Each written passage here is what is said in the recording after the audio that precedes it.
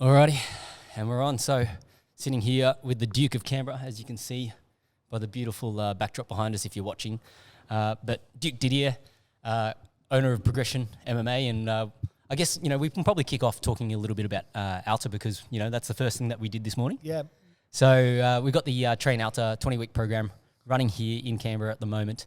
And this is week 2 for them. This is their midweek session.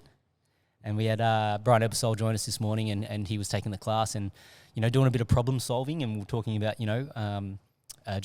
riding or top control, essentially, and doing a few drills. And I guess, I'd love to get your take on in terms of how Brian taught today and some of your thoughts in the ideas and if that makes you think about things. Yeah, I definitely like how he broke down the concepts as opposed to, okay, well, now we were learning side control. And all the aspects to side control, as opposed to now we're learning what happens in this position when we've got force coming against us or force coming towards us.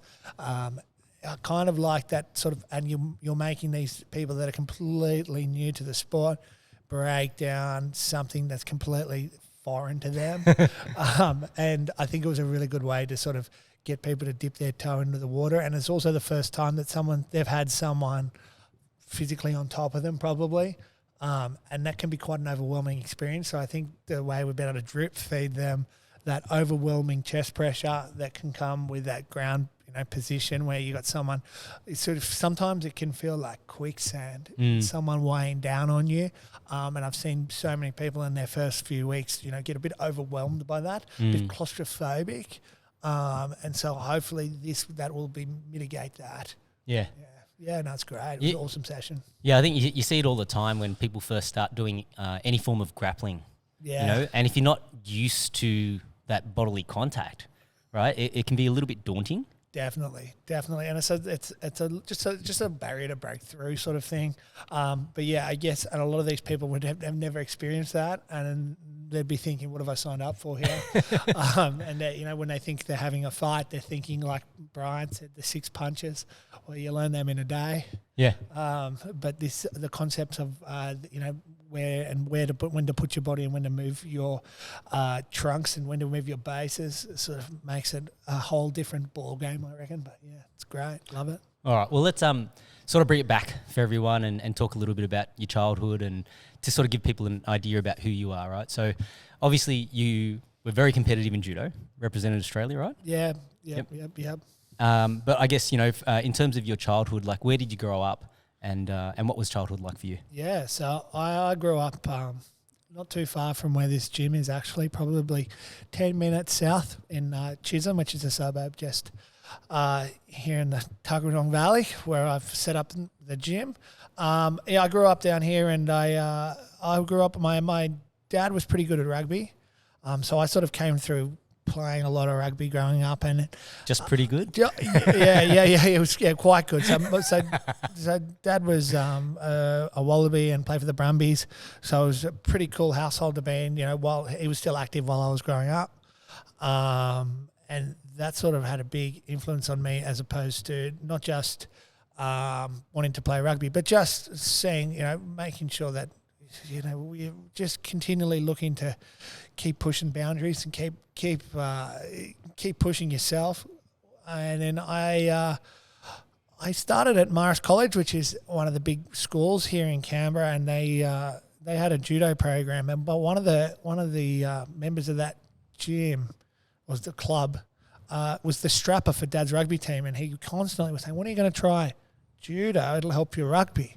And I mean, you're 9, 10 years old. I think I was 8 or 9 years old, and you try every sport. Yeah. So I was like, oh yeah, I'll go to judo.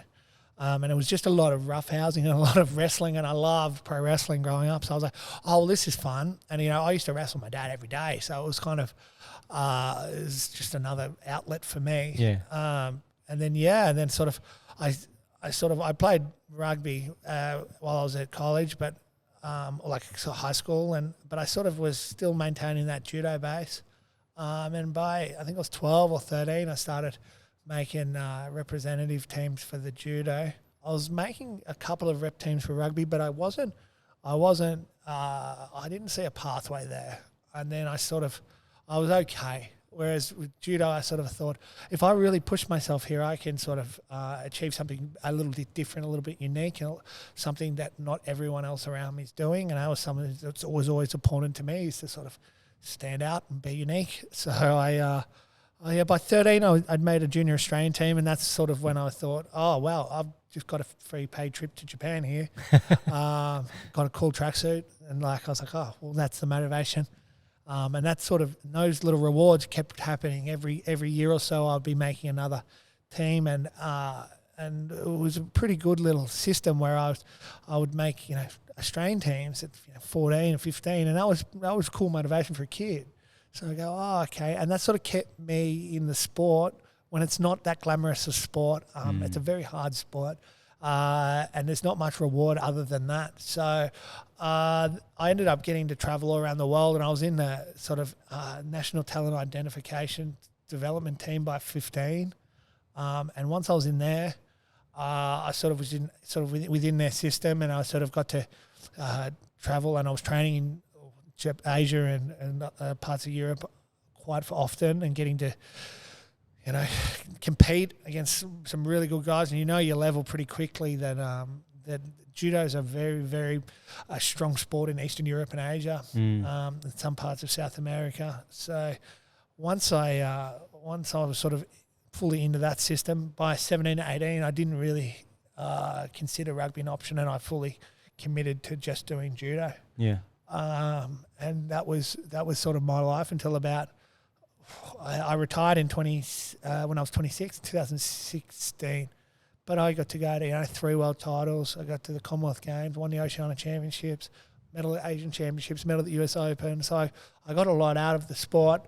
I was looking to qualify for Rio Olympics, and I had to be 22 in the world. I think I ended up being 23 or 24 ranked in the world. Oh. And so that was probably the first real setback, I was actually grieving that. I imagine this what it felt like if you'd lost a loved one. I'd put so much sacrifice and everything into it, and I was just really, really down, and also a level of depression.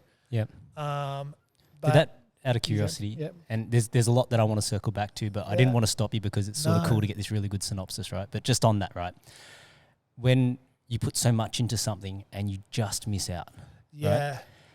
It almost leaves you a little bit rudderless, like a boat without a rudder. Now you're sort of drifting because originally you had a direction. Yeah. But the rudder snapped off, and it's like, okay, what do you do now? Well, that was the thing, and if I had have got smoked, I wouldn't have had this feeling. And you past years to qualify, you had to be the Oceania champion, and I was already Oceania champion, so I'd done everything that I'd had to do in past years. I mean, for Sydney Olympics, you had to win the nationals for judo, and I'd done that 3 times. So I sort of felt that I was worthy, but obviously it wasn't based on the criteria. So when this was happening, obviously I went through a period of grieving, self-medicating, going out too late.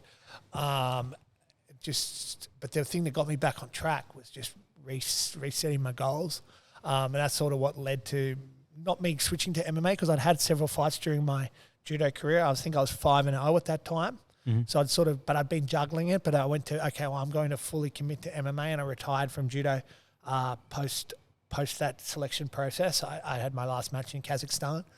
And after that, I knew that I don't want to do this. I didn't enjoy the last 2 years of my judo career as it was. The sport's was never a passion for mine. It was just something I was good at. Yep. So I like takedowns. I like throws. I like martial arts and the camaraderie of it all. But I didn't love the sport of judo. So I went, okay, well, I was thinking about retiring after the Commonwealth Games, and I got a couple of results that went, oh shit, I could actually make a run at qualifying for Rio. And then once I was on that track, I actually quit my job, which added to even more disappointment, because I'd quit a job. I had a marketing degree, so I worked in a marketing role that I quite enjoyed, and I'd quit that to sort of pursue the dream and just fully commit. I probably quit it a little bit late. I probably could have quit it. I think I quit it for a year out for the qualification. I probably should have given it 2 years. All good in hindsight, but that's what it is. But once I refocused my goals and went to that okay, you're just doing MMA now. Sort of picked myself back up. I was actually able to score a Australian title fight. Brace was the major promotion in Australia at the time, and they were running a show at the AOS Arena. And because I had a little bit of notoriety with my career and my name in Canberra, I was able to fight for the Australian title against Mike Turner there at the AOS Arena in the main event, which was a really good way to sort of bounce back and sort of rediscover who I was, because I sort of lost my way a little bit. And once I did that, I knew, okay, well now I've got new goals and I'm not rudderless anymore. I'm sort of on a pathway to something else now, which was really special. So once I won that belt, but then then came a whole list of new challenges once I entered into that MMA, and I'd sort of fully committed to that. I ended up moving to Melbourne to fully commit and train down there at Resilience under Daniel Kelly. He was my head coach for Judo, as it was near the end of my career anyway. So it made so much sense that someone else that had transitioned from Judo to MMA so successfully, it would make sense for me to do the same thing and go down and sort of hitch my trailer to someone that's already paved the way. Once I got down there, a mixture of COVID and really, really bad blood clots in my legs sort of threw a spanner in the works. Shit, okay. So COVID was hitting, and then we found that I had massive blood clots in my legs. And what from? I have a unique vein structure. Oh. But so it was getting degeneratively worse. And then, I didn't realise, and I always just put it down to, you're just not fit and you need to push harder. Yep. But yeah, there was no oxygen getting to my legs at some points in my career. So I was in the hospital and they said, look, you'll be on blood thinning medication for the rest of your life now. Wow. And I was sort of, I didn't let them sort of dictate that was going to be the case. I said, well, no, I can't be, because I've got to do this. I can't be. So where there's a will, there's a way. And it took a few different hospitals and a few different doctors. I got referred to a doctor in Richmond, in Melbourne, a vascular surgeon. And the moment I got in there, he said, I don't think it's fair that you sporting's your whole life. I don't think that's fair. I've got a sports career. I have a background in sports. I think I can help you. And then I looked around and there was all these old rugby photos, similar to my dad's rugby photos. And I was like, are you a rugby man? And he's like, yeah, I played for the Wallabies in 1984 to 1990. And that was my dad played in 1990. And so I sort of said, do you know my dad? He's like, I played with your dad. And I had tears in my eyes, and I was like, it's meant to be. It's meant to be. I'm in the right. I've been referred to this random doctor, not knowing he's a rugby guy. Anyway, it took four surgeries. And yeah, during COVID that whole time. And so that was another level of depression that I hadn't experienced before, because you can't train. I couldn't train. Even during when I was sad I'd miss the Olympics, I could train. I didn't want to, but I could train. Whereas now, the one thing that in my life has always been the same was just being able to at least train. So I was sitting on the side of the mat in COVID, so everyone's depressed as it was.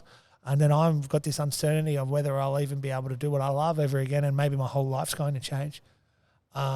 Whilst also being in a one-bedroom house without a job, because I was on the job seeker, obviously, initially because of COVID, but then eventually I fully committed to what I was doing. So for someone that was in quite a good graduate job previously, and had made these choices and committed to a sport or several sports, or committed to combat sports, I questioned everything so many times. The words came out of my mouth that many times saying, what have I done? I should have just, it wasn't worth it. All this sacrifice hasn't been worth it. I should have kept my job that I liked. I had a good life. What have I done here? And I was worried that I was never going to be able to get back into a role like that. And as I was getting to that 30 years old. And then luckily at that time, my injury started to, the surgeries worked. I got a couple of opportunities to coach mixed martial arts. I never enjoyed coaching judo, but then when I was given the opportunity to coach mixed martial arts, I really, really took to it. And I think a lot of it is building the fighter as opposed to just running a class. When you're building the fighter and you're building the fight team, you're building kind of a culture and you're building your value system. And then once I build that, putting them in and testing that against others, and I'll ride the highs and lows, almost too much to my own detriment of my guys. And I just fell in love with all of that side of it. And then I also saw that, hold on, I'm doing a couple of privates and a couple of classes. Why? Well, I'm making more than I was working a week in an office. This is ridiculous. And then it made so much sense that something that I'd actually committed my whole life to, not just something I committed a couple of years at school to, my whole life, in combination with my marketing background, I went, okay, I got to run a gym here. Yeah, I got to run a gym. And once I realized that it was financially viable, but also like the lifestyle suited me, I knew that. And I also knew that there's no way I'd be doing it in Melbourne, because long term, my partner, my fiance and I, we'd talked about that we'd eventually wanted to come back to Canberra. We like the life here. Yep. And obviously, I've got my base here, and I've also got the reputation that I've built here. And I thought it couldn't be more fitting for me. So just before I got signed to One Championships, the plan was always to come back here, and so the wheels started to get in motion, and I'd started planning with my dad about kitting out the facility that we have now. And I think that was another one of the really big ticks that we got, was that we had time to plan this. We had time to plan the branding, the marketing, the schedule, the structure. I'd ask questions, get the coaches in place, get everything so it's perfect. So when I started running, I didn't have that many teething issues. There weren't many, you'll have bad days, you'll learn some hard lessons. I haven't really had that many, because I've had 25 years of them. And I've seen how gyms work well. I've seen how gyms work poorly. And I think just because of those life lessons, I've got to sort of really, really just enjoy the whole process of the last 11 months. And I think it shows in the success of the joint. Yeah. All right. So there's lots there that I'm going to pick apart. Yeah. But the first thing I want to talk about is how do they fix the vein structure in your legs? Like, can you talk to me about what the surgeries are like? It's what do they wild. Yeah. So I'm very lucky. I had a very clever man to deal with this stuff. William Campbell was. It's incredible what he did. So he cut in my neck. In your neck? He cut in my neck a little hole, and he cut a hole in my leg. And then he would get a wire all the way through my body, through the leg and through the body, until it got to where the clot was. Here and so once it got to put this up here. So once it got to where the clot was, he would slowly try and get the wire to go through. And he said this took several hours. This took hours and hours. And then once he knew the wires touched, he could do the balloon stent and bring the stent in. And this is all through keyhole. Yeah, keyhole surgery. Holy and moly. he did that for both legs, because both legs needed that. So so the first time the surgery did, I got up and he said, I woke up and he said, we're not done. We've only done one leg. And I didn't even know. My right leg was swollen, but my left leg, he said, your left leg's fixed now. I didn't even know there was anything wrong with my left leg. And he goes, you had no blood. You only had little veins. You didn't have a main vein going through to your leg my whole career. And so he goes, so I fixed that one. And I think I can fix the right, but I'm going to need 3 months for it all to settle. And then try again. And so I'm like, oh, fuck. So I'd been in this situation for about 4, 5, maybe 6 months, because I'd been to a general hospital and said this had all taken this long to get to this stage. Then another 3 months. So this whole process took me about a year. Wow. And I fought after. So after that was fixed, the second one, I fought, and it was the worst I've ever fought in my life. I had COVID the week before and everything, so it was my comeback fight. It was in Canberra, main event on Enduro, and it was literally the worst. Not to ever take anything away from DJ, who I fought, because he's a legend, but oh my goodness, I should never have fought. I should never have got in there. I was not ready. I'd been on blood thing because I'd had another clot crop up just before the fight, so I'd only had 3 weeks off the blood thinning medication, so I'd only had a couple of weeks of sparring. But these were some of the biggest hurdles that I've never had any really major injuries. I've got some wear and tear chronic stuff, but these clots, it's a very scary thing. So was there a noticeable difference in the size of your legs after the surgery? Yeah. Yeah. So like he fixes the left one, and then you're looking at your legs, and it's like, okay, the left one's a lot smaller than the right. Oh, not that good. No. So obviously when he fixed the left, I still couldn't exercise or anything because the right would. And when you have a clot, it's like you've got a dead leg. Like it's just exhaustion. Okay. And like it's like you got DOMs, like that leg's blown. Yep. And that's what it felt like. So I'm trying to train on one leg, and it was just fucking. It was not. Not ideal. Not what you'd call training. It was just coming in, and it was just. It was just a lot of pity work, really, just trying to just get something done. But once the second leg got fixed, I had a few people comment, and I've got small legs, and so I went from small to not as small. Okay. but yeah, I definitely there was some growth in the legs, just because there was obviously oxygen pumping to those legs now. Yeah, for the muscles. Crazy, and I'd already. It's interesting. You sometimes you got a question when something's wrong with your body, and I'm still doing this to this day. He goes, why is it like this? Not, that's just how it is. Yeah. Because sometimes it can be something like that.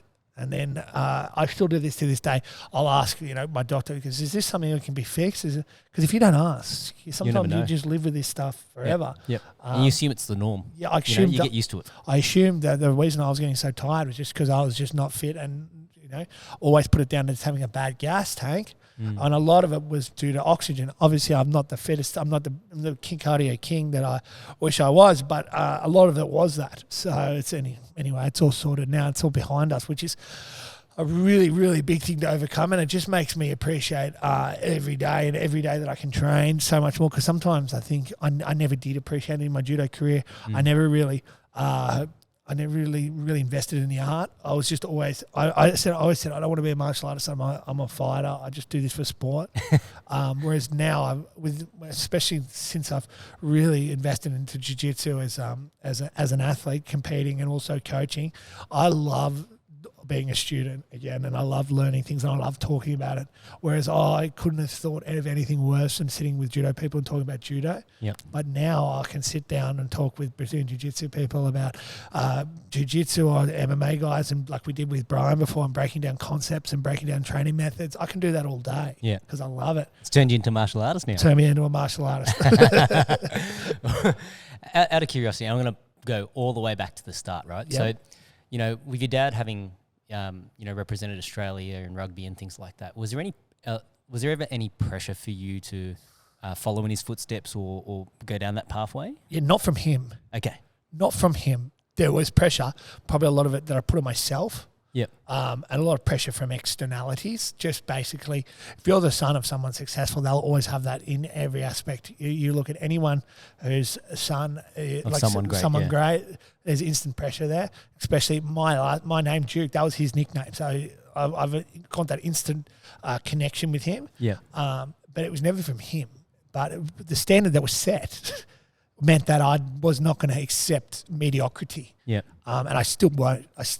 Like, even some of my mates say, you don't have to do this, like you don't have to still fight. And I know that, especially now that I have other things to do, but I want to give this a push. And it's not about financial benefit. It's about making sure that I get as much as I can out of this while I can. Like, I want to just continually look to be as successful as I can in something that I've committed my life to. There's no end game here. Yeah. There's no end game. There's only changing the goal structure. So, even if I get to the point where I probably don't fight MMA anymore, well, then I'll still be doing jiu-jitsu comps. Yeah. And, even I joked about it yesterday, even if it gets to the point where I'm just terrorizing a Masters 3 division, well, that's where I will go. Like, you know what I mean? It was just as long as I'm still getting that competitive buzz that I love, that I've sort of put my whole life into, that I love competing, and I love that feeling of, testing yourself against someone else and, win or lose. Still learning to hate losing. That's just what it is. Yeah, it's got to serve a purpose in your life, right? Yeah. So and that was all just sort of bred into me, not by any kind of hard parenting or anything. That was just by leading by example. So by showing what could be achieved is just enough pressure I put on myself. So yeah, there was pressure.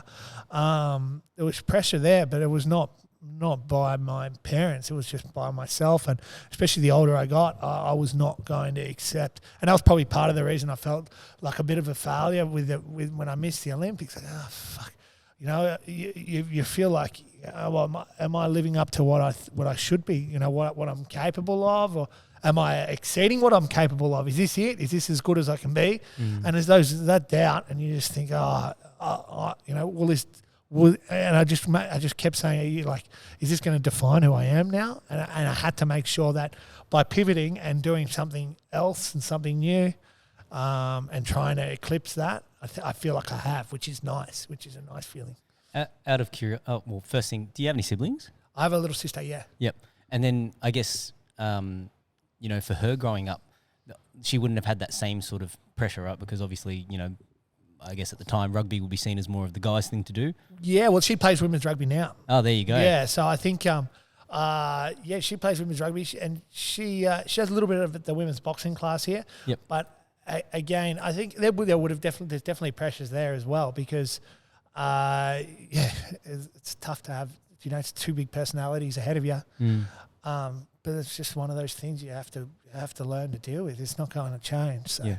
Was there in terms of, like, you know, your parents, right? Like, with your dad being such a big personality, was your mum like the opposite, or?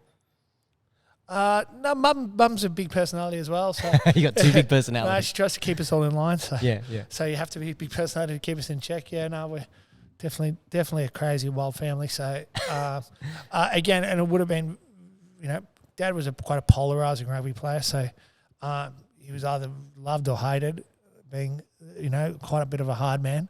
And then obviously your son becomes a cage fighter, so it'll be very hard for her to see that kind of thing about someone you love. But again, she deals with it very well. So she's the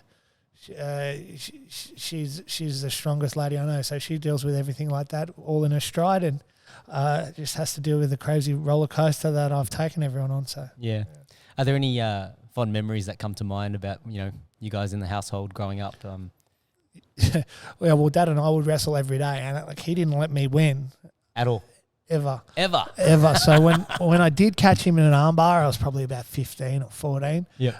It was a very monumentous occasion for the household, and I was running around the house. So I said, I got him. So then he bashed me up for another 3 years, but I caught him that one, and I still think that's a pretty cool one. And those kind of things, yeah, we had great moments like that, and I think that sort of stuff's really important. You know, like him not letting me win was never rough or hurtful, but nothing's just given. And I have the way I run my kids' jiu-jitsu program is the same. There are going to be winners and losers. There's no doubt about it. I want it to be fun and inclusive, and I don't need to make the kids sad or cry. But I do instill a winning culture, and I think that's really important. Otherwise, you're just going to breed people that are just accept nothing, accept mediocre results, and that's what you'll end up achieving is nothing. So if I have them competing, and I have them competing as soon as they can. Jiu-jitsu is a brilliant sport for that, where they can be sort of drip-fed competition at their own level and their age and weight. And it's the growth that I see in these kids is the most of the whole facility. And I think there's not enough of that in today's society, where everyone gets a medal sort of thing. Isn't the culture that needs to be set. And I think it's going to breed weak humans. Yeah. So when it comes to, and I want to digress here a little bit and just talk about mindset for a second, because when you deal with, like, say, even just, we use the extreme example of not making the Olympic squad for Rio, right? Yep. How did the people around you respond? Because I think there's two different ways that people can respond, and some people will be like, oh, don't worry about it. And that actually just sort of demeans all the effort and the work that you put in, right? Yeah. So I guess, like, you know, for your parents, like, how did they respond to that? Oh, it was just everyone was just very sympathetic, I think. And people got around me, and everyone sort of got a lot of sympathy. But again, then I was sort of the leader of the pity party, and I didn't want that either. Yeah. So, you know, whilst everyone sort of just gave me a little bit of leeway just to sort of just Grieve. The difference between when I had the blood clots and when I had missed the Olympics was that I couldn't self-medicate when I had the clots. So I couldn't mask this.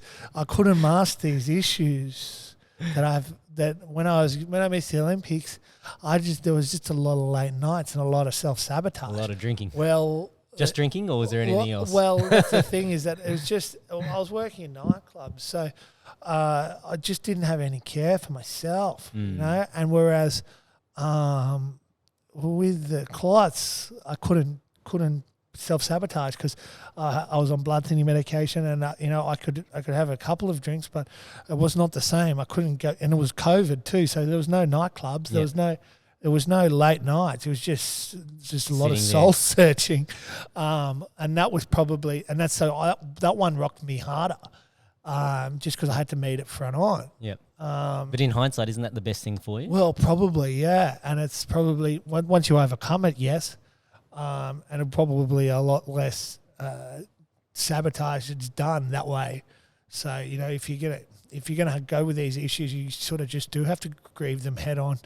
And anytime you put the bottle instead of just dealing with it, you're only prolonging or extending out what's going to happen. So yeah, we see it all the time in combat sports, right? Like when you're gun shy, if somebody's throwing bombs at you, and then you're trying to get away, there's a higher chance that you're going to get clipped. 100%. But if you actually meet the intensity head on, there's an opportunity that you might be able to block and counter, or you might be able to clinch up or do something. Chin to chest. That's it. Put your chin to chest. Go for a body lock and go forward. Yep.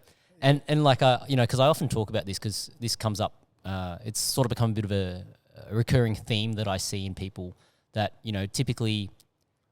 When you're growing up, you're always surrounded by people, right? So whether it's your parents, your siblings, your friends, whatever it is, you've always got somebody there that can sort of distract you from spending time with yourself. Yeah. And so even, when you grieve some of those losses, like in judo and things like that, there are people around you and there's opportunities for you to sort of like escape. Yeah. But when you're like, and a lot of the times it's when people move out of home and, there's two options there. If you're out of home and then you decide I'm going to go out and party all the time because, it's boring at home, or you sit there and you got to look at yourself in the mirror and you got to decide, okay, do I actually like myself that much? Yeah. Right. And that's a real moment of growth when people actually get comfortable with themselves and realize that, okay, it's okay. I'm allowed to feel like this, but I've got to do something. Yeah. And I think that comes with age and maturity. Yeah. And also I always say, if you're the example of the 5 people you're hanging around most. Yeah. So if you're hanging around with 5 dead shits, you're going to be the 6th dead shit. If you're hanging around with 5 driven, motivated athletes, well, then there's a good chance you will end up being a driven, motivated athlete. Yeah. So, it rubs off, and there's no way you can say, oh, yeah, I hang out with a bunch of like pissheads every day, and I'm truly doing the best I can for my sporting career. There's no way. Yeah. So you just have to make sure that whilst it's hard and you're going to cut people off, you sometimes have to have that hard conversation with yourself and just start to minimize the time you spend with those types of people. Yep. And maximize the time you spend with the people that you want to be like. And then if you can do that and you end up doing that, it happens organically. You don't even have to, really apply it as much. It's just eventually your value system and your ethos changes based just on because of the people you hang around, and their value system's different. So eventually your value system is now, I have to be here training and on time, and I have to not eat shit, and I have to make sure why I'm having a late Saturday night because we got shit to do Sunday, and that sort of thing. These little wins is the maturity that obviously I wish I had during my judo career. But I'm glad I've got now for the later ends of my professional MMA career because it's probably the time when I need it most. Yeah. It's, that's kind of like the energy exchange is osmosis, right? It's you being in that environment, other people's energy bleeds into you and your energy bleeds into them. Yeah. Right. So I think, on an individual level, like each person that comes into the training room, you're all there. You might all be there for different reasons. Yes. But how you conduct yourself, the energy that you bring, like everybody's been around that person that sort of is a bit of a downer. Yeah. And over time, like if that doesn't resonate with what you want, you sort of have to just sort of distance yourself. Otherwise, you start feeling the same way. Yes. Right? Yeah, that's what I mean. If you're hanging around with Debbie Downers all the time, you'll end up Sorry, being Debbie. you'll end up being a bit miserable. You need to be hanging out with happy. If you need, that's the biggest thing, and that's the biggest thing that I try and set here at the gym is that if we can just be positive, the positivity rubs off on everyone. Yeah. And that's why the coaches that I have been selected for that very reason of just positivity, and just always happy. And I reckon that just breeds so much good and so many different aspects of the sport. Absolutely. Now I want to circle back to you mentioned pro wrestling. Yes. All right, let's talk about pro wrestling. Let's talk all day. So, which era were you into? So I guess the reason why I say that is because I was a fan of WCW as a kid growing up. So that was what me and my high school mates were into at the time. WCW was pretty cool back then. Yeah. I never really got into it was WWF back then. But yeah. What were you into, and who were your favorite wrestlers? So I started because of the VHS tapes at the video shop. It's just showing my age now. And so I'd hire the WWF pay-per-view. So it was always just the Attitude Era. Just at the start of that, so 97, 98, 99. But I was always just watching the tapes. So always watching the pay-per-views, always not in order, not watching the TV show. We didn't have Foxtel or anything. So I was just watching whatever I could. And then when the dawn of the internet came, and as I said, about 2001, 2002, when I had access to the internet, I was starting to follow it a little bit more regularly, and I had a friend that had Foxtel, so I'd stay at his house and watch it, and that's when I sort of really got into it. So that 2000 to 2006, 2007, I was really watching a lot, and then I think I sort of dropped off a bit about 2010. When John Cena came along, I sort of dropped off a bit. I watch a little bit of it now. I sort of follow it, but I don't watch it as much. But I always loved it. I always loved the showmanship. I love the grand sort of spectacle of it all. And so I always try and imitate that as much as I can in my fight career. But I'll also try and make sure everything that I do is that got that high production value, because I always think that goes such a long way in everything. So with the gym or with whatever I do, I like to have a lot of hype and a lot of glitz and a lot of sort of flair. And I think it probably comes down to my love of pro wrestling and my love of those guys and those flamboyant guys. I always loved Stone Cold and The Rock and Shawn Michaels and Chris Jericho, but I always just love that, the real entertainers. Yeah. And I think the Ric Flairs. Yeah, your Ric Flairs. Yeah. I fought in a robe a couple of times. My homage to Ric Flair. Yep. And that kind of stuff, and sort of my personality as well. I've got a pretty extroverted personality, to my detriment sometimes. I live and die by my emotions. I'm trying to get better at it. It's only been 20 years, 25 years. I'm not better at it, but we'll get there. So I go up and down. I ride the highs and lows of competition and life, and my very patient fiance rides those highs and lows with me. The roller coaster. I told her when we started dating, when I first asked her out, I said, I promise one thing. I said that it'll never be boring, and it definitely isn't boring. My life. You're on this wild ride. Yeah. So welcome to the circus. Yeah. No, but the spectacle of pro wrestling, I think anybody can appreciate. The production value is always really, really high. Yes. I was only into it for a few years, and I sort of lost track after the WCW and WWE merged or whatever. Yeah. But yeah, when I think in that era I was watching Ric Flair, Sting, those kinds of guys. Yeah. And it was it was really cool. The storylines were ludicrous, and you expected it to be ludicrous, and it's a work, but at the end of the day, it's fun to watch. Well, I think it's interesting. First you think it's just for kids, and the kids watch it, but a lot of adults still watch it.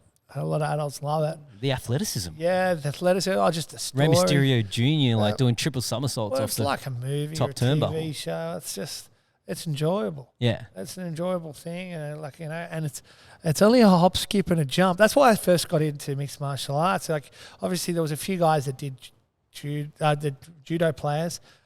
You know, Daniel, Kelly, Priscus Foganolo. Ivor DeSantos had one. I think at that time, Morgan Endicott Davies had one AMI. Probably forgetting one or two, but that was pretty much it when it came to people that have, you know, real good judo players that had gone and transitioned across in Australia. And then I watched the Ultimate, which we always go on trips and share the hard drive with all, and the Ultimate Fighter was on there, and it was the Brock Lesnar season. So I got into it by watching Brock Lesnar came across, because I obviously knew him from wrestling. And so I watched him fight. I watched him fight on UFC 100, I think, and then went back and watched the Ultimate Fighters, the Rampage Rashad season. And then I was like, so they do that. And I was like, I could do that. I was like, little did I know it was pretty hard, but I thought, I could do that. I just got to get this and do this. But it was what sort of got my interest in MMA and thinking that it was possible. And that was all based on the pro wrestling. So, and I think that the MMA and pro wrestling will always have this weird little brother, like cousins sort of thing, especially like in the Pride days where it sort of crossed over a little bit more than they admit, you know, with all the showmanship, but also I think they're fixing a few fights. So I think that little like sort of partnership will always be there, especially now that UFC and WWE have the same owner. TKO. I think you'll see it a bit more and more, and hey, I'm all for it. Yeah. So, well, it's even, you know, when you watch the UFC and like in the last big pay-per-view, it was like all these celebrities are walking out with the fighters. It's like you're not offering any advice that's going to help them in the ring. In the cage. Let's be real. I like it. The bigger the circus, the better, if you ask me. But I mean, some purists don't think that. Yeah, I like it. I like watching Logan Paul and Jake Paul fight. I think it's great. Well, it's got its place, I think. It's interesting because so Alta, we own mixedmartialarts.com, which is the underground, and it's like one of the OG sites. The forum, Brian Ebersol's on there, and all these OGs are on that forum. And it used to be the place where, you know, some of the matchmaking would happen. Dana used to be on there, and he'd, like, you know, find people to fight from some of that stuff, right? It's wild. And John Fitch has just come back on the forum, and I was just, you know, reading through some of the threads, and John actually had an interesting perspective. He said, you know, he believes that fighters nowadays aren't as good as in his day, and it's because, you know, in his day it was like, you know, only the cream would rise to the crop, whereas now it's like you can come in with a following, you can build eyeballs, and you know, sometimes. so it's become a little bit different, and you know, I guess. How do you sort of, you know, determine that? If you were to go like, you know, the listed 2011 champions versus the list of champions in 2024, Prime Anderson Silva versus Adrikis, you know, how does that unfold? We can see how John Fitch would say that as well, because he got a tough end. He would win his fights, but that's not enough. Yeah. What other sport is that not enough? Where if you're a winner, that's not enough. Yeah. As a grappler, it frustrates me because it's like, oh, you need to not just win, you need to win this way. Yeah. You don't tell rugby players, oh, you got to win this way. Yeah. You can tell a soccer player, a football player, oh, you got to win, but this way. Yeah. Yeah, shit, it's just winning and losing. Yeah. But it's just the sport. So, yeah, I fully agree with that, you know, you're more likely, if you're a okay knockout artist with shit takedown defense, no grappling, you're going to get a better run at things than someone with a more well-rounded game, but might not be that pleasing for the crowd. So it's definitely the standard might not be as good. You know, I agree. Yeah. So I want to also ask you about this. So when you're in school, whether it was primary school or high school, you know, what did your teachers used to say about you? Like, what did your report cards used to say? I was not a terrible student, but I was mischievous. I would get. There's got to be a story there. No, shit, there's enough. I don't know. We ran a fight club at school. We ran. Oh, what else did we do? We did stuff we did at school. We're at all boys school. We ran out of stuff to do, so I ended up just, you know, doing all kinds of stuff. But So wait, you got to talk me through. So how did this fight club operate? they had a fight club, like, this guy'd fight this guy. I think it was no headshots, but it was like full contact to the but body. then it got to the point where people were betting on it, and then people would start going, take the fall. So, it's like a mini ecosystem of what professional fighting could be like. There was betting, but then there started being some shenanigans. Yeah, anyway, wow. we all got detention. So, but that kind of stuff happened all the time. A lot of meathead rubbish, but I was always getting good enough grades where I always thought, it's all right. C's, B's, a couple of A's just splattered in there. Yeah. I got a good enough grade straight out of year 12 to go into university. So I always, I was always had good fun, and I took leadership roles within the college. So I was like, I enjoyed school. I enjoyed it all. Some people, school's not for them. Yeah. I don't know. I look back on it. I don't know how much the maths and the science and all that I needed, but I enjoyed it. I enjoyed it more than university. I got through that too, though. I think I just set them as get through it, get what you need.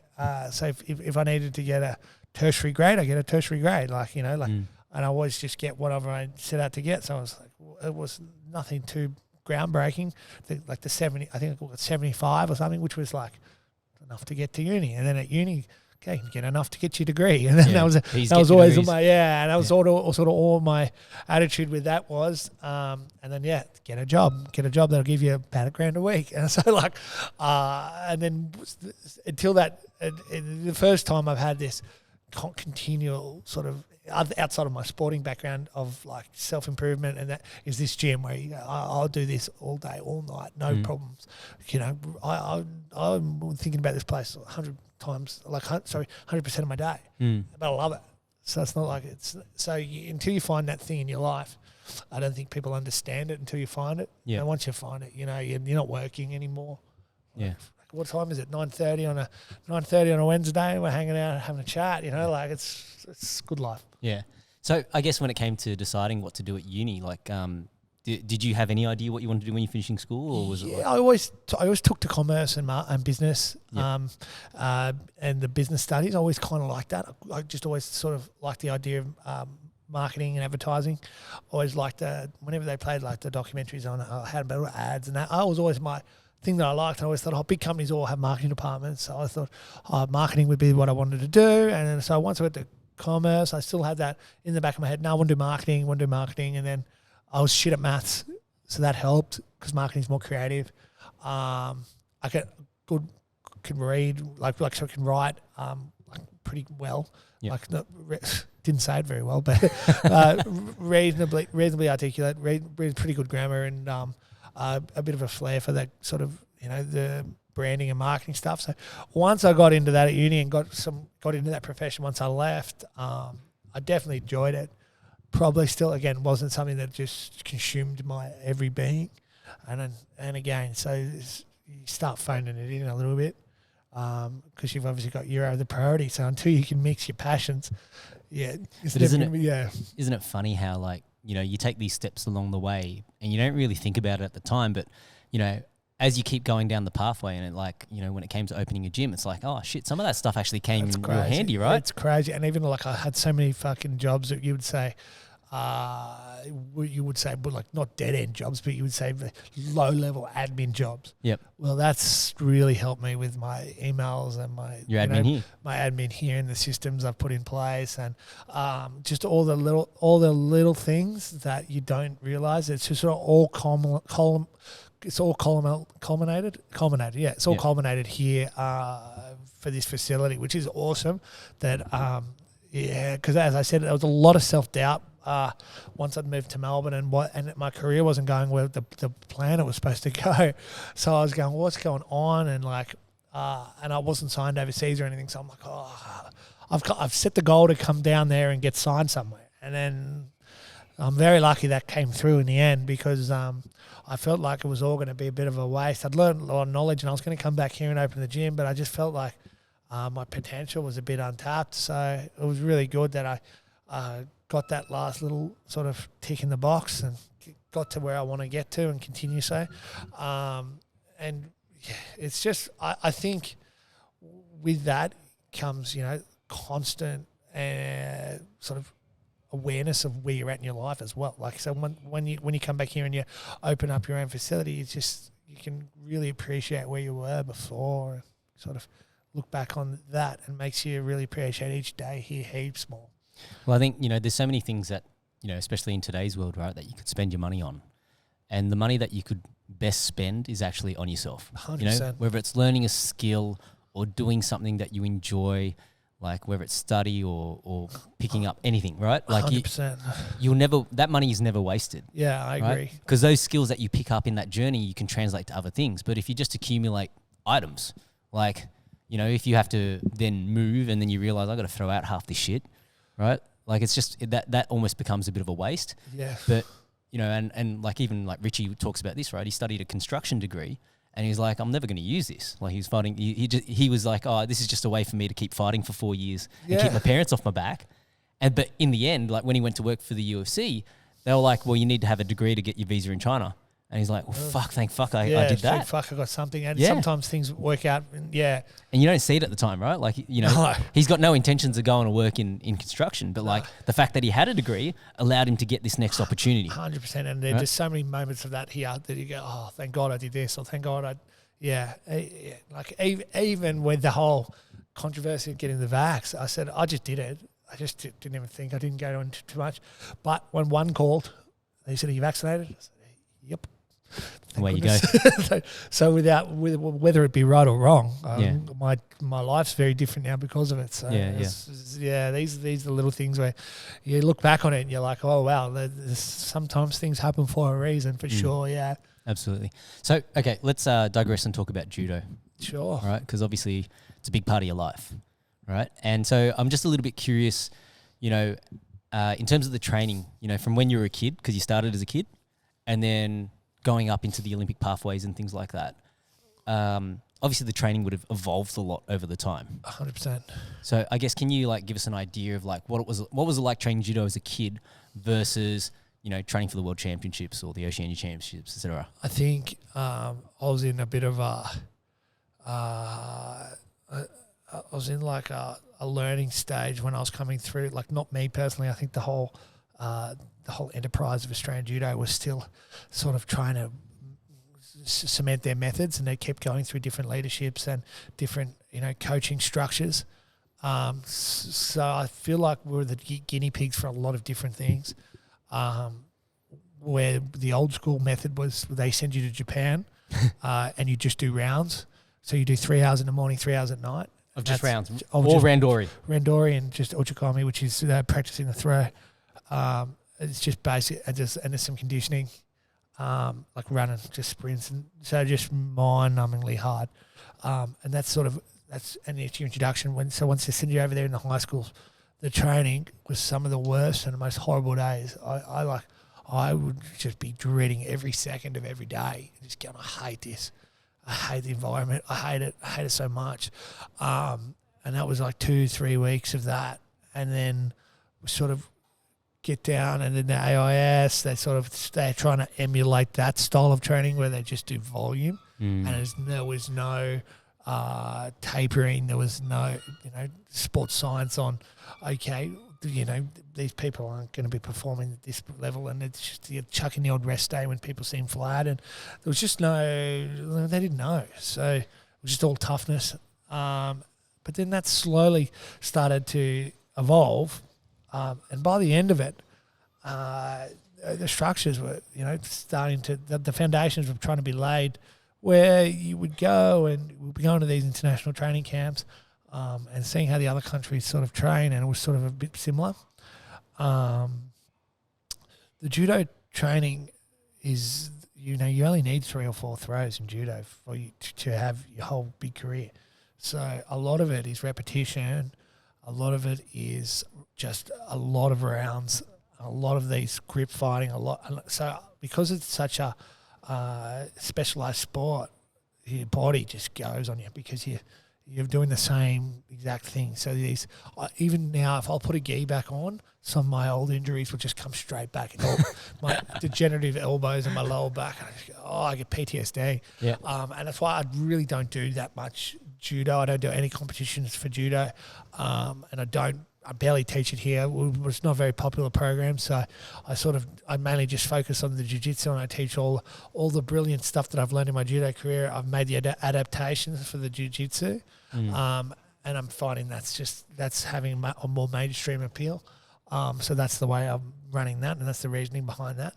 But the training, obviously, and the travel, I look back on it as like a lifetime ago now. But I always just look at it. A lot of it could have been done better.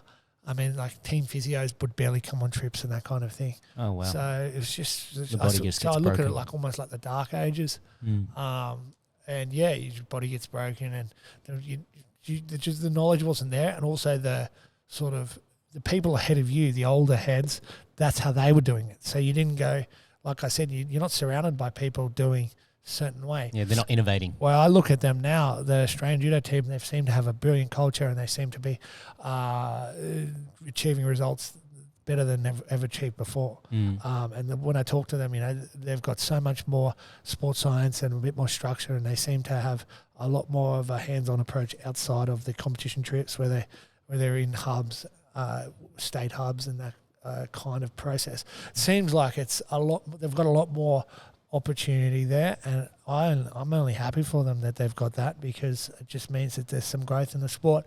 I'm lucky in MMA, you can sort of build your own structure to suit you. So now I've got exactly what I want, where I want it, and how I want to do it. And that, I think that freedom, once you've sort of got the experience, that freedom's really good. You still need, coaches to be able to pull you up on things, and still need to be able to get the hard rounds in. But if you can sort of build your own schedule a little bit more when you get a bit older, that freedom goes a long way, as opposed to being, you don't want to be 35 years old and still being treated like a 16-year-old, because it's just not going to, it's just not, there's no long-term value in that. Of course not. So you mentioned an interesting point about how, to have a successful career in judo, you only need to have your 3 or 4 throws. Yeah. Is that is there a consensus in the sport what kind of throws they are? Do you, I guess, like in terms of percentages, right? Like when you look at high-level competition, is it majority certain throws, or is it like the ashi? I think the big one is once they took away the leg grabs, the Uchimata sort of regained prominence, because before that, if you turned in for an Uchimata, you're most likely going to get your leg grabbed, and you're looking at one of those big sort of wrestling style pickups. Yep. I don't watch much of it currently now, so I wouldn't know what the big throws are now. I imagine there's a lot of turning in, because I don't think it gets punished as much. So I think you're allowed to do those COEs and that. Again, I think their sport, they're moving it away from the functionality of it like sort of the way it was originally sold to the public. So now with the no leg grabs, and there's a lot of very specialised rules, and it's not as free flowing. So the moment you take away the free flowingness, it starts to go down that route of like Taekwondo, where you're like, hold on, it's a sport and it's got a rule set. Whereas if you can have it as free flowing as you can, like a wrestling, I think that makes the sport more and more there's more appeal to it, I guess. Yeah. And it's I think more it depends accessible. What the goals are, right? Yeah, 100%.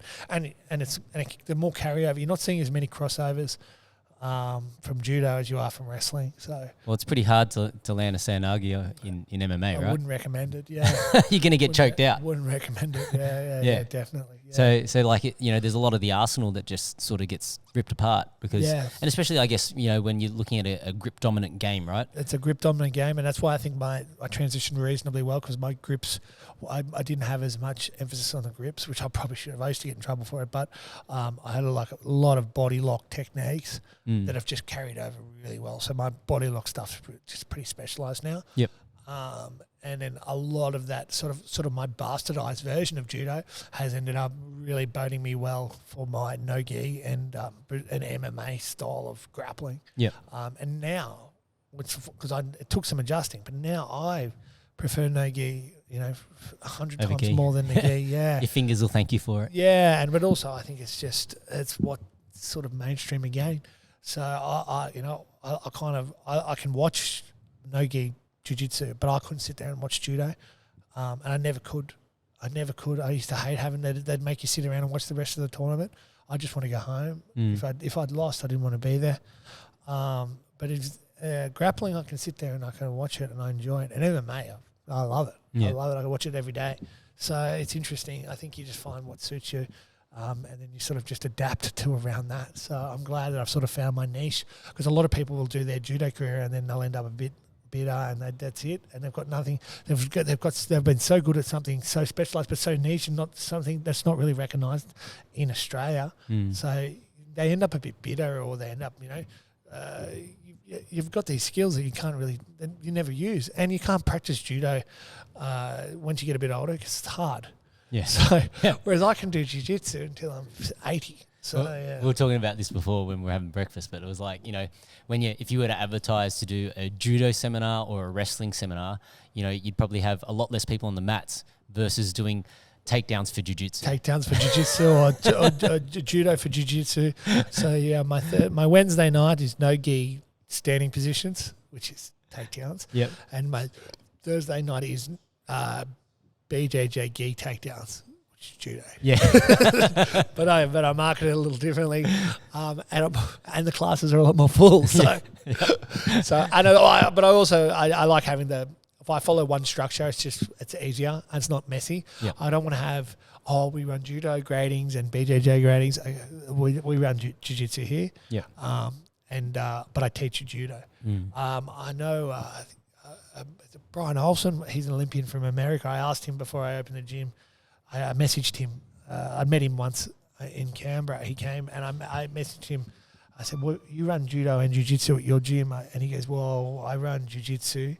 And if you get your black belt in jiu-jitsu, you get your black belt in judo with us essentially too. Yeah. I think that's the way I'm going to try and run it here. Yeah. Similarly, yeah. That makes sense. Yeah. Yeah, there's no point having, sending somebody like who might be a judo black belt into a white belt competition. I don't think you're allowed to anymore anyway. You got to start sandbagging. Yeah. Sandbagging. I've seen it happen at a local comp. So I've seen it happen before. I'm not going to harp on negative things, but I see high-level wrestlers jump into the white belt and celebrating the gold medal. You go, yeah. Yeah, well, what was the point? Well, good for you, mate. Yeah. Good for you. Go push yourself a little bit. You're allowed to go on the blue belt. At least. Yep. At least. There was no way in hell when I started jiu-jitsu, when I came over from my judo career, that I would ever have been in the white belt. I'm not celebrating it either, because, geez, you feel like a bit of an idiot, wouldn't you? Out of curiosity, just to sort of talk a little bit more about the judo side of things, right? When it came to the travel, now, the first time that you went away for a judo competition and got to go overseas. Yeah. What was that like? It's awesome. It's awesome. That's probably why I'm still here.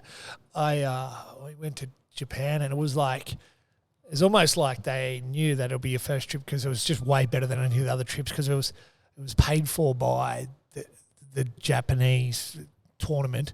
Would pay to have the Australian high school team come over, like the Australian team from the high school age.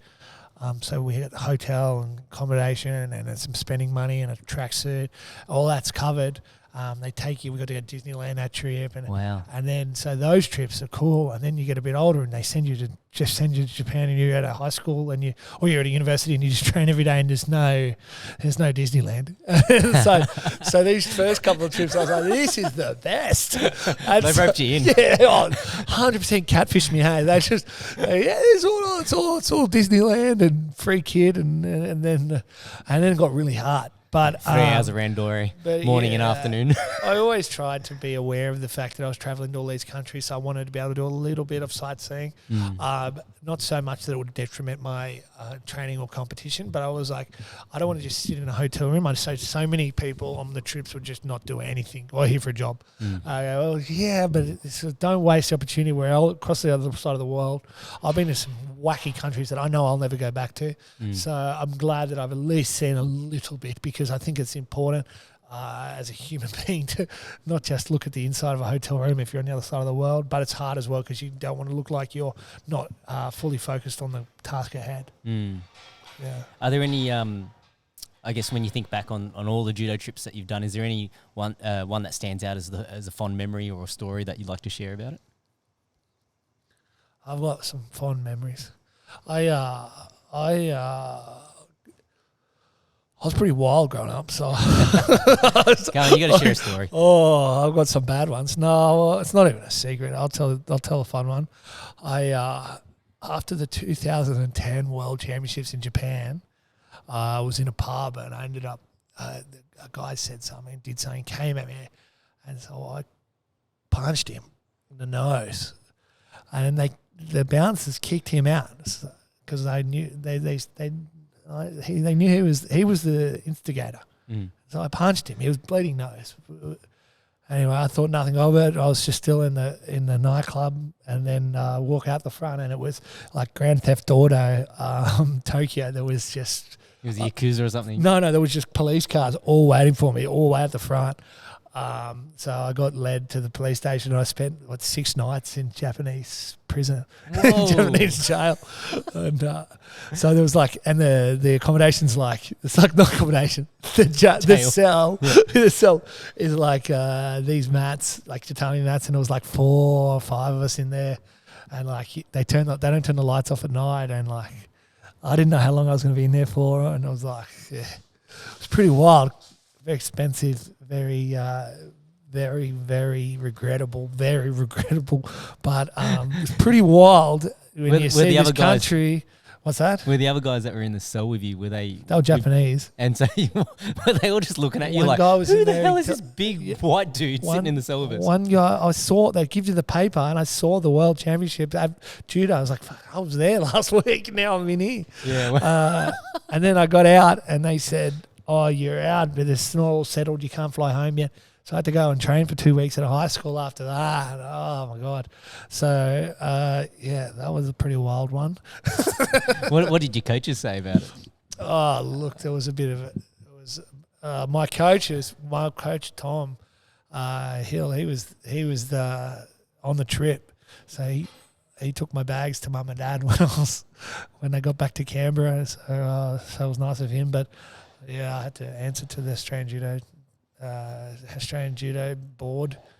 They weren't real fond of me anyway, so I had to. That was the start of many meetings for many different things. It was part of the reason I didn't really want to do judo much more. I got sick of answering to these overlords that they were flawed, but they seemed to think that they knew what was best for everyone. So whilst I wouldn't do that again. But and I've learned a lot from that, and I wouldn't react that way. But yeah, so there's things like that. I don't know. I was very young, so in my teens and my early 20s, and traveling away, so I learned a lot about life pretty quickly. Are there any particular destinations that you thought were totally different to what you expected? I didn't like Rio. I didn't feel safe there. Yeah. I didn't.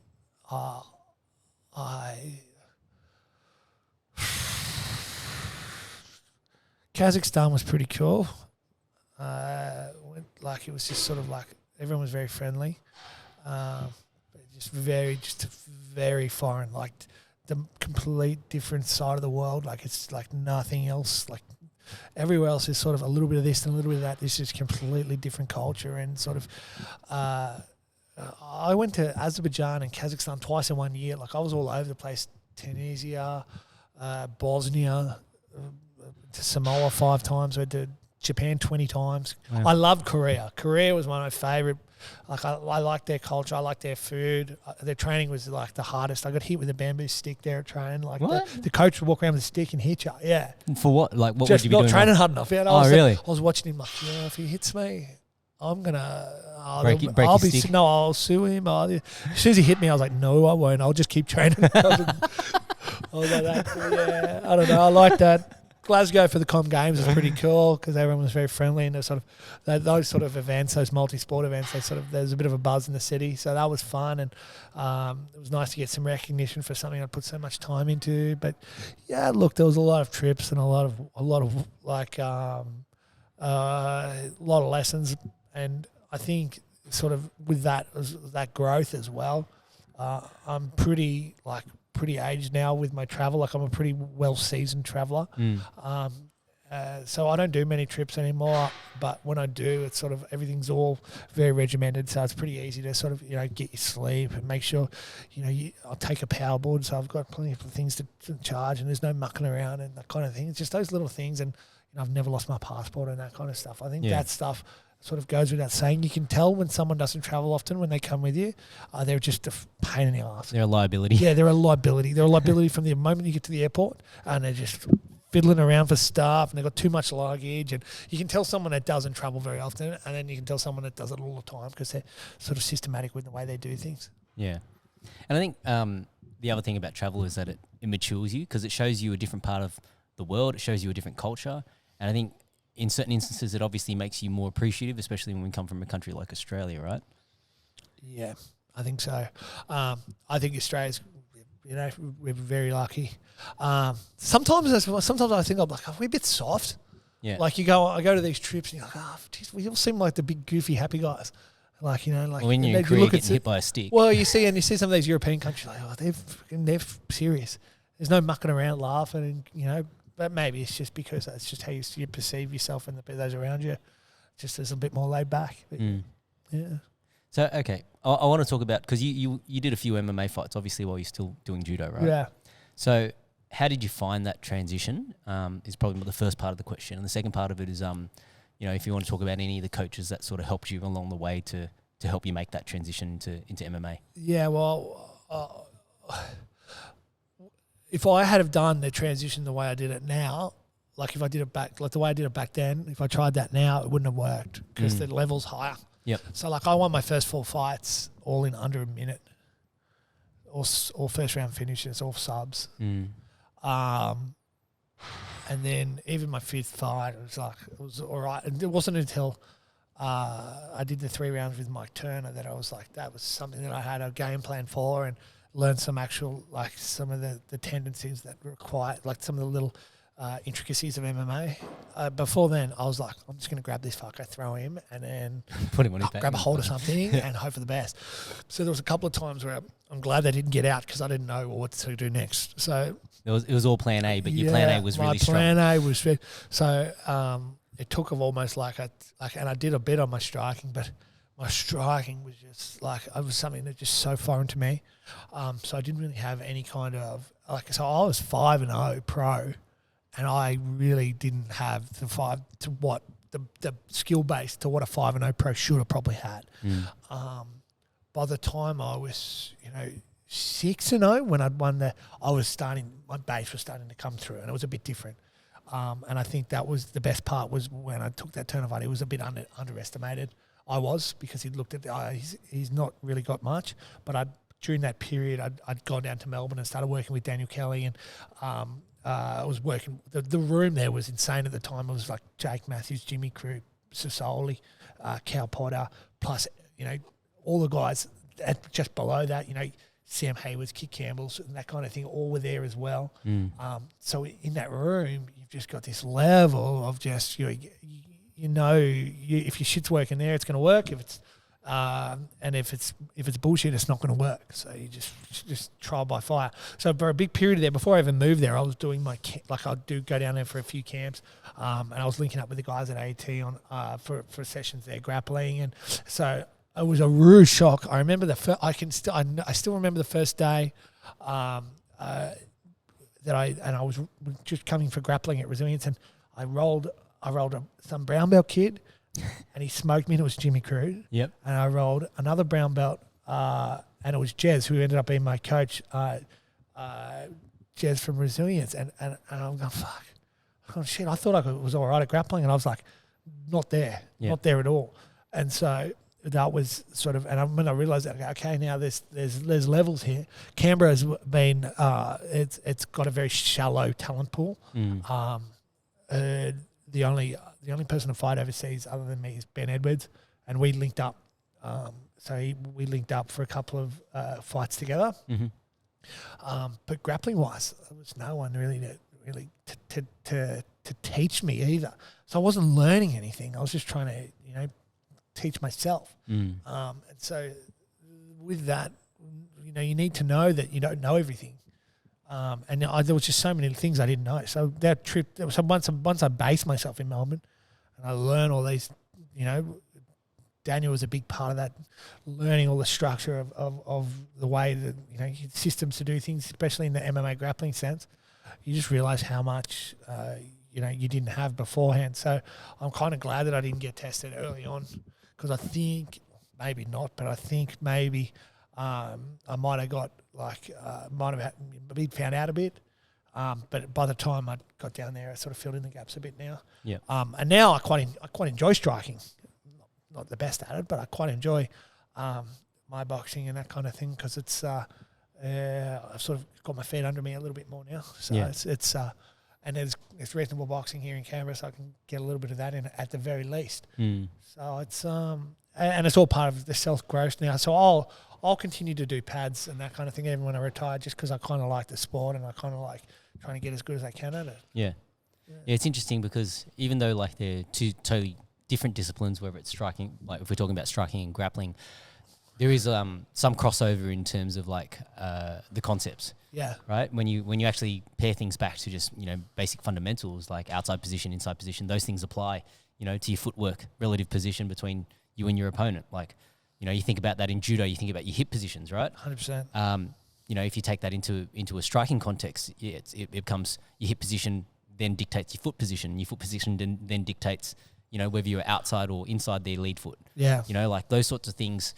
I think, the hard part is actually for guys to actually, and girls, for anyone that's looking to do, mixed martial arts and might have a background in one of the sports but not the other one, it's actually trying to understand what those concepts are and how they could apply. Yeah. And that's the sort of gap that everyone has to try and fill in. And I've just been a little bit fortunate that, I've always liked thinking about, those sorts of concepts. It's it's a benefit, and it's something that I've only learned later in my career, that sort of thing. Because at the start, it was just a bull at a gate, and I probably didn't ask why enough. I just did sort of what I was told, and if anything, I just sort of did less than what I was supposed to do, and just relied on based on my natural whatever was working at the time. Not natural ability, because I was not that naturally gifted, but I would just go, okay, this is starting to work, and I just stick to that. And sort of my grappling, my judo style was a bit of a one-trick pony for a while there, and then they took out the leg grabs, so it meant I had to adapt a little bit. Yep.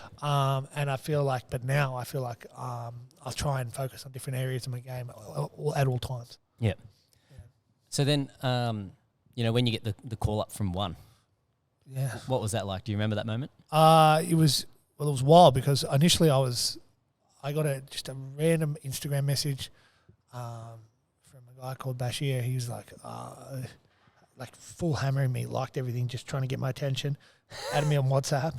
I said, well, there's a matchup. Can you fight next week? I said, yeah, well, who, where, what? Because it's for One FC. He goes, it's a hard one, but good upside. Would you fight Buchecha next week? And I was like, yeah.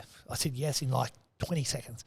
Like, yeah, for sure. So there is no downside to that. I was like, what? You lose to what? World champ. Like one of the top 5 grapplers or top 10 grapplers of ever. Well, if you win, yeah, that's cool. Good for everyone. So I said yes straight away. I was like, 20 seconds. Yep, no worries. Let me know.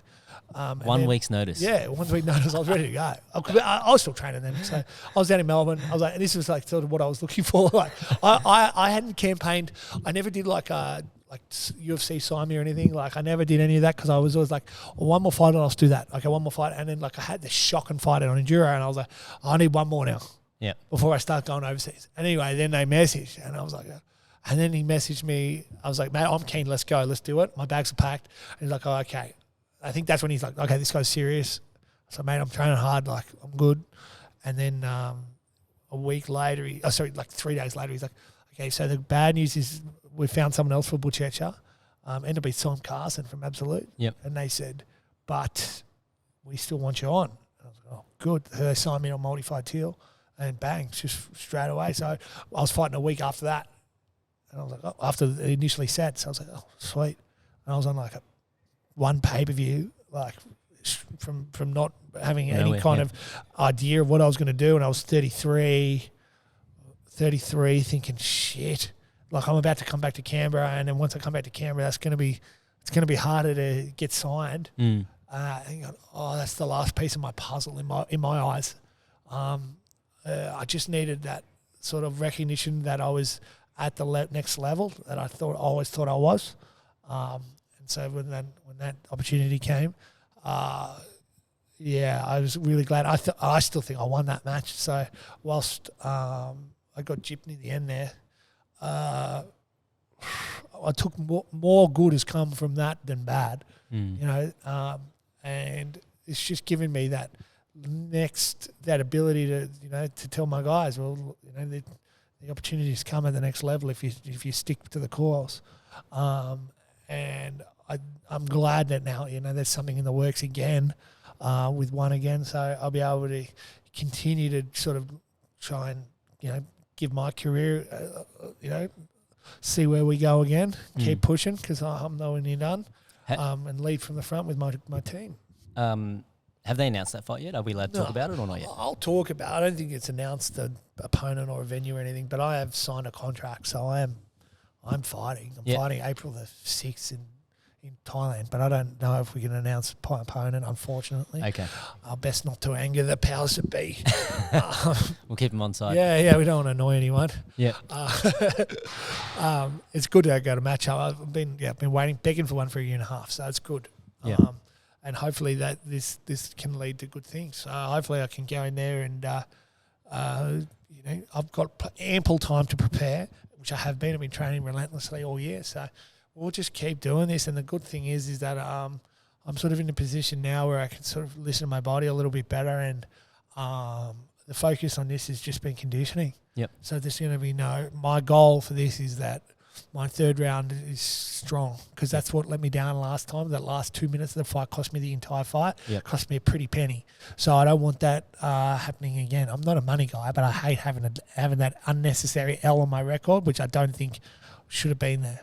Yeah. So well, it depends how. So this is the thing with the one scoring. It all depends, doesn't it? Yeah. Match is scored in its entirety, right? So I just don't think that a little flurry at the end would be warranted for 2.5 rounds of control time. And one judge didn't think it was. So it's just this open to my biased views. So. Okay, before we, I do want to talk about the startup and progression and that. But before we get into that, I'd like to talk a little bit about because you at least you've done some professional grappling matches as well. Yeah. How do you find that? Obviously, no-gi, is the thing at the moment. Yeah, I love them. I think it's great. I think it's great for the sport. I get a lot of the enjoyment that I get out of an MMA fight without the pressure of getting hit in the head. Yeah. The benefits of no CTE. Yeah, I quite like that. I quite like it when they do it in a cage because it suits me because I've spent so long with my grappling. Yep. I like being able to be a takedown heavy guy.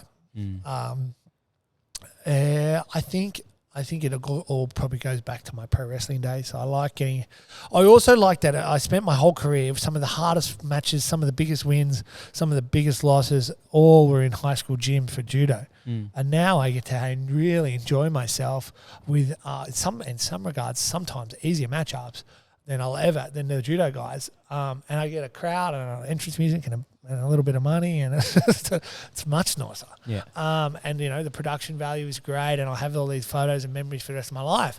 Whereas I was doing these comps all around Australia and around the world. No one gives a shit if you win or lose other than you. Yeah. And maybe your mum. I'm a big fan of the more grappling competitions. I will say though, if you're selling tickets or selling anything to do with the venue, or the athletes must be compensated for that because it's great that you've built the platform, but without the athletes, there's no platform because, I've competed on grappling shows and I'm always reasonably good numbers. I get treated well, but I've competed on somewhere I haven't been paid, and you're like, well, it's a bit of a scummy act if you ask me, because it's sort of like you're not risking death probably like in MMA, but you are risking major injury. Yeah. And, that kind of thing needs to be addressed. So I don't know if that should be regulated or whatever, but I hope it doesn't. Regulation kills everything. I think people just need to do what's right. Yeah. Yeah. Let's pause for a sec because I want to duck the bathroom, but I do want to ask you about progression. So let's pause for 1 sec. No stress. Alrighty, we're back. Quick bathroom break, but just to sort of tidy up on that on the grappling scene, it's a pretty interesting one, right? Like, because especially I've got a lot of involvement with some of the MMA events and things like that, right? And it's like when you look at the production level in some of the, whether it's like the amateur scene. The amateur scene, yeah. Yeah, and it's like these guys are putting life and limb on the line. I've got not controversial, but my opinion on the amateur fighting is it should be like boxing, and your amateur shows should be like boxing amateur shows. So you should be in rashies. You should be in rashies, and I don't know if you should be selling tickets. It's a hard one because you're like, well, now the sport's growing because they're selling tickets and they're making money and it's getting. But I feel like some of these shows you wouldn't know if it's amateur or pro. Yeah. So people are paying money for a lesser quality product because the fighters aren't as good. I feel like it's a bit of a con job, and also the fighters aren't getting paid. So they're like, oh, it's opportunity. You go, yeah, but if you're selling tickets, then you should be getting paid. It's like it's what's right. So I think the amateur, you should be doing, okay, well, amateur MMA should be like that IMMAF or whatever, where you're in rashies and it's in a big venue, and that's how you get your amateur fights in. And then the pro show is a show. Well, I think I don't necessarily have an issue with charging for tickets because I think at the end of the day, every show has like operational costs, right? Yes. So, and like, I've just started getting a bit more involved with Keller's little passion project, which is called Grapple Mania, right? Where it's like, we do like 8 super fights. And yeah, no, I like the look of all that. I love that. I want to do something similar here where you run something in the gym with like that. Good production value. 100%. It's a bit of fun. Like it's not meant to be crazy serious, but it gives people an opportunity to compete with a little bit of pressure. That's what I want. Because it's live streamed. It's all that. We talk it up. We have a bit of fun with it. We get used to performing under pressure. Yeah. Where you will have a role with someone, you won't have that pressure. Yeah. It's enough for them to get the nerves going, and then you get used to that, and that's what I love, and that's why in the facility's got 2 squares. Yep. That's what I'll be doing. I'll be doing that eventually. Yep. I think it's really important to do something like that. I may wait for when the wall comes down, when this wall comes down and I've got more space. Yep. Because then I'll have the 4 walls and I might be able to, maybe no throw-off area. But well, the cool thing you'll be able to do is with the beam there, you could probably even attach a camera. So you got the different camera angles and things like that. So that's one of the and credit to Keller because that's he's put a lot of money into buying the equipment to do all that sort of stuff. And I guess part of the reason why I've gotten a little bit more involved with it is like when you think about jiu-jitsu, typically everything costs you money. Yeah, costs you money to train, costs you money for your equipment, costs you money to compete. So everything costs you money. And for people that, want to have a pathway to do something with the sport, it's kind of nice to be able to compete in an environment that may not have to cost you money. And maybe there's like, depending on sponsors and things like that, there might even be a little bit of prize money. Yeah, look, right? I know jiu-jitsu in Australia especially, it's not at that level where people can do it for a living. Yeah. You have to coach if you're going to, but it's about being reimbursed for, you got to be, it's got to be fair. Yeah, well, there's a little bit of validation there too, right? Yeah, I only ask for a token amount when I do it. Yeah. I've never let money come between me and doing a match. But if it's going to be insulting, then no. Better off not making the offer. It's going to be insulting. No, that's fine. Right? No, just insulting as in not offering. Yeah. That's the insult. Yeah. It's not about, hey, well, I got rent to pay, mate. No. And, and anyone that says that, oh, mate, you've got to pay me this. No. And, if I do hold you financially, if I do ask for a big purse, because I don't want to do it. So just remember that, everyone. But it's true. I don't really need to do it. I do it because I love it. But it's also like, from principle, it's like, hey, I'm putting my body on the line here. I've put a lot into this. Yeah. And I'm going to bring a lot of eyes to your product. Well, then, reward it. It could be something as simple as like, you know, I know a lot of promotions will do ticket sales and things like that, like a little. Yeah, it's a gesture. Yeah, it's a gesture, right? But you know, it's better than nothing. 100%. Definitely for amis, I think it's a great way, you know, because technically amateurs aren't supposed to get paid, but Fusion are really good. Fusion in Melbourne have been doing a fantastic job. And shout out to the guys at Fusion. Yeah. Mateo's doing a great job there. Yep. And Cy Boa was always fantastic as well when I fought for him. Yep. I hope he does another Boa. Yep. So I've always had and the boys at the Salmon Challenge as well. They're fantastic. Yeah. Musti and Barak, they're fantastic. So I love getting on with those guys. And you know, any opportunity I get to sort of show my skill set is a good opportunity for me. So I think more of that, the better. And those those in-house stuff, in-house with production that's my jam. I want to do the exact same thing here. Yeah. Oh, we'll definitely reach out to Kel and 100%. he can talk to you a little bit about that. But let's digress a little bit. And starting a gym is a pretty big step. Yeah. Right.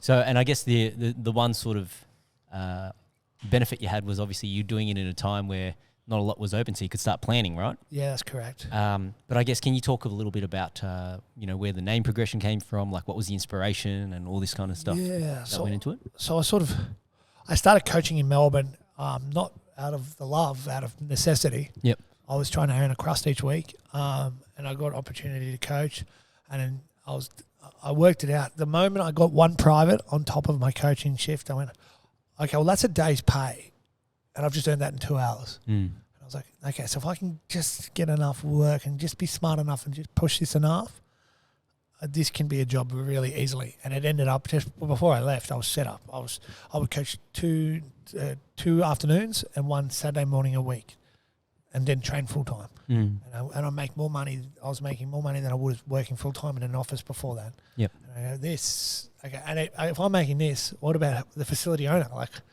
they're obviously making more than this because they're not running privates. So there's obviously, you know, if you've got a room full of people and you go, oh, okay. And as bad as it is to sound, it's like, no, I wouldn't do it. I've done enough for no money my whole career. So it's got to be worth it, and I've got to be able to set myself up and secure my future for myself and my family. And so once I started, you know, coaching and realizing that it was actually something I could do long term, I started sort of investing myself into it, and, you know, researching, and started really sort of committing myself to being a good coach and being a good leader, and different methods and different structures. And I started paying attention more in my own sessions, started taking the good and the bad and making my own style, and sort of building up that that repertoire of coaching style that I guess that different coaches have. And I got given a few good opportunities down in Melbourne to coach. I got to fill in every now and then at Resines, which was always good. Jamie Murray gave me a regular coaching job at Renegade, which was just awesome. I can't speak more highly of Jamie.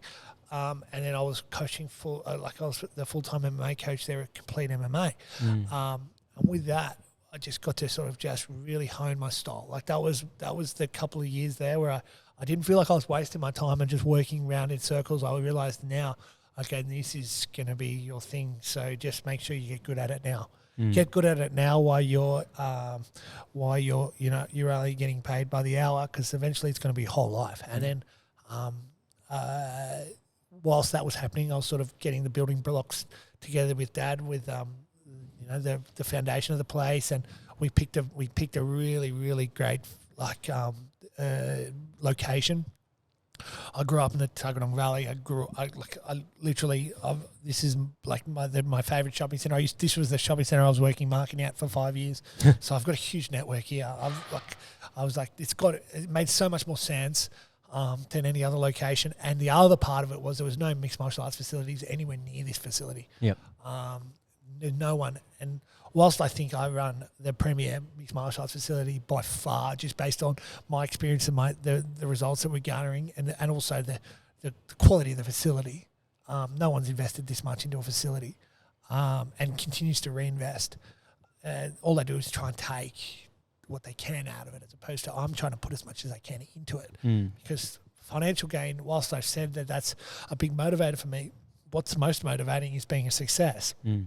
I don't want this to be a failure, because of being a failure represents probably goes back to me not wanting to ever, not wanting to,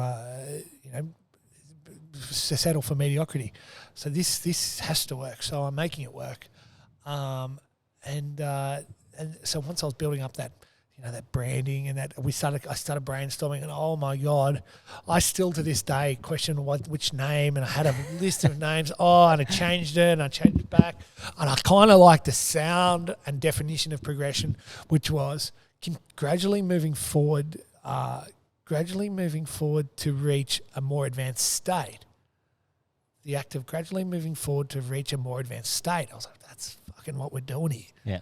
I was like, that's what we're doing here. And I was like, yeah, that's it. So I ran it past a few people, and a few people liked it. And when I picked it, I was like, oh, is it too soft? I was like, is it too soft? You got to throw out what were some of the other options? What were some of the other Cal? What were some of the other names we had? We had Dynasty. Yep. This used to be called a restaurant called Tuggy's Palace, a Chinese restaurant. Oh, there you go. And I thought with the Crown, Duke of Canberra, the Palace. I was like, oh, fuck, that was a good name. Still think that's a good name. Could have been the Palace. No, the Palace doesn't lead as much. Like, there's not as much connection to martial arts. Yeah, there isn't. It's more. I like the Hype House. The Hype House. The House of Hype. Sounds like a rave. Yeah, I know. Look with the lights and everything. But and then I actually got all the branding marked up for Pinnacle, but it just didn't flow, like the actual wording and the actual like the way it read didn't flow like progression, because it's annoying sometimes when I'm doing emails and things. Progression's a long name, and I may end up just not fully shortening it, but I can use that PRGSN as a shortened version of that. Yeah. And because we run so many different things here, progression, MMA, and fitness is a bit of a mouthful. But then the more I thought about it, and I got some advice from a few other guys that go, mate, the name's the last thing you got to worry about. Like, you've got a name now, stick with it. And then once I fully committed to it, I go, I'm sweet now. Yeah. And and now we're building a bit of pride out of the facility. The fight team's not losing, that kind of thing. Yeah. We will lose some fights. Hopefully not mine, but we will lose a couple here and there. That's part of the sport. But it's all about building that sort of making a splash and building sort of what I think could become an institution here in Canberra of, if you want to do MMA, you go and see Duke at Progression. I think it's getting that way already, to be totally honest. If you're serious about MMA, the systems I've set up here, they're not replicated by anything in the area. And that's not me being mean. That's not me being arrogant. That's me just stating what's going on here. Anyone else that's just trying to do it, they haven't even gone and lived with other facilities for, periods longer than a month or two. You go away for a couple of months, that's a holiday. That's not, I've gone and set my life up down in Melbourne and trained at some of the best gyms in Australia, lived there, breathed there, coached there, and then by doing that, I've taken the essence of what they've done, and I'm bringing that back here. The best things and I've left the worst things, there.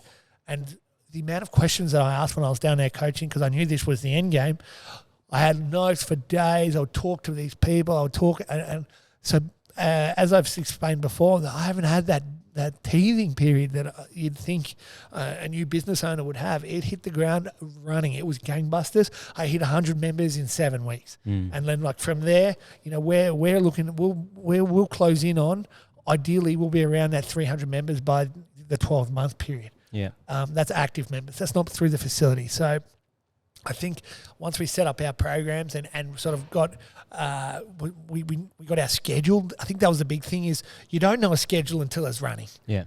I can write it all down and think that it'll be perfect, but you just don't know it until you're sort of in there and every day. Yeah, you see how many people turn up to that session. And it's like, okay, can I tweak the timetable a little bit? Can I tweak the timetable a little bit? And we're making those tweaks, and we'll continue to make those tweaks, add sessions, take sessions away, that kind of thing. Yeah. I'm just adding some more this week, and I think that's the stuff that is going to make us a really finely tuned, polished machine. And then once it's like that, we only have to make the tweaks.